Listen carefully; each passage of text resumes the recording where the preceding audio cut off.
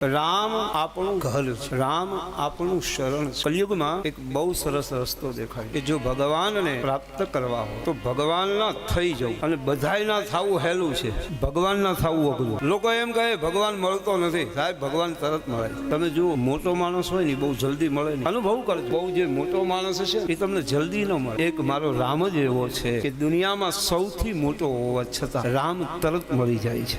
ભગવાન મળવો અઘરો નથી, પણ મુશ્કેલી એ છે એ આપણને મળે છે, આપણે એને મળતા નથી। કાં તો તારી પ્રાર્થનામાં કંઈક ખામી છે, કાં તારી ઉપાસનામાં ખામી છે, કારણ કે મળે છે તને એ, પણ તું એને મળતો નથી। ભગવાન એ સુલભ છે, દુર્લભ નથી, પણ ભગવાન આપણું ઘર છે।